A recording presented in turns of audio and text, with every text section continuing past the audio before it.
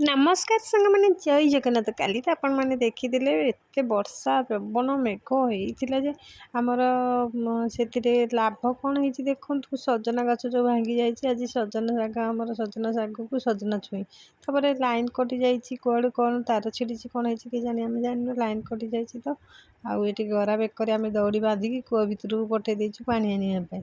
ଆମର ଦୁଇଟା ଟାଙ୍କି କ'ଣ କେଜାଣି ଆମର ହୁଏ ଯେତେବେଳେ ଲାଇନ୍ କଟିଯାଏ, କିନ୍ତୁ ଆମେ ହୁସିଆର ହେଇକି ପାଣି ପୁରେଇ ଦେଉ। କିନ୍ତୁ ଯେତେବେଳେ ଲାଇନ୍ କଟିଯାଏ ତା ପୂର୍ବରୁ ଆମ ଟାଙ୍କିରୁ ପାଣି ସରିଯାଇଥାଏ। ଆଉ ଟାଙ୍କିରୁ ପାଣି ସରିଯାଇଛି, ଇଆଡ଼େ ହାଣ୍ଡିରୁ ଭାତ ସରିଯାଇଛି। ଆଉ ଦେଖୁନାହାନ୍ତି ଏଠି ଚୁଲି ମୁଣ୍ଡି ଆମର ଭାତ ବସିଛି, ଇଆଡ଼େ କୂଅରୁ ପାଣି କଢ଼ା ଚାଲିଛି। ଆଉ ତାପରେ ଲାଇନ୍ ଆସିଲେ ଯାହା ହେବ ଆଉ। କିନ୍ତୁ ଲାଇନ୍ରେ ଆମେ ଏତେ ନିର୍ଭର କରୁଛେ।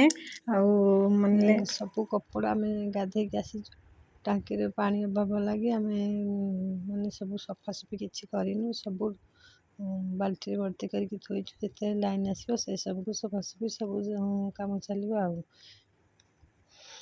ତ ଏଠି ଦେଖନ୍ତୁ ଜାକୁଲି କେମିତି ନାଞ୍ଜ ହଲେ ହଲେ ଟିକେ ଗେଲ ହେଉଛି। ଜାକୁଲୁ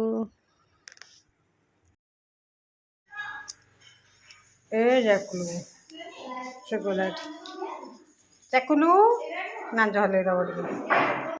ତାପରେ କାଲିର ଛେନା ଖରଡ଼ା ଟିକେ ଖାଇ ଦେଇକିନା ଟିକେ ମାନେ କାମରେ ଲାଗିଯିବ। ଯେହେତୁ ଲାଇନ୍ ଆସିଗଲାଣି, ଆଉ ଏତେ ସାରା କପଡ଼ା ସମସ୍ତଙ୍କର ଥୁଆ ହେଇଛି, ସଫାସଫି କରିକି ସବୁ ମୁଁ ତାକୁ ୱାସିଂ ମେସିନ୍ରେ ପକେଇକି ସଫା କରିକି ତାକୁ ଧୋଇ ଧୁଆକି ରଖିଲିଣି। ଏବେ ଛାତ ଉପରକୁ ନେଇଯିବି ଶୁଖେଇବା ପାଇଁ। ଆଜିର ଖାଇବାରେ କ'ଣ ବନିଛି ଚାଲନ୍ତୁ ଦେଖିବା। ମୁଁ ଏପର୍ଯ୍ୟନ୍ତ ଆମ ଖାଇବାରେ କିଛି ଭିଡ଼ିଓ ବନେଇନି। ଆଜି ଖାଇବାରେ ବନିଛି ପୋଟଳ ଆଳୁ ଭଜା ସହିତ ଶାଗ ଭଜା, ସଜନା ଶାଗର ଭଜା, ତା ସହିତ ସଜନା ଛୁଇଁ ଆଉ ଆଳୁ ପୁରା କଲର୍ଫୁଲ୍ ଝୋଳ ହେଇଛି। ଆଉ ତା ସହିତ ଆମର ଆଜି ମଙ୍ଗଳବାର ଓଷା ଲାଗି ଏଠି ଅରୁଆରେ ଡାଲମା, ତା ସହିତ ହେଇଛି ଅରୁଆ ଭାତ।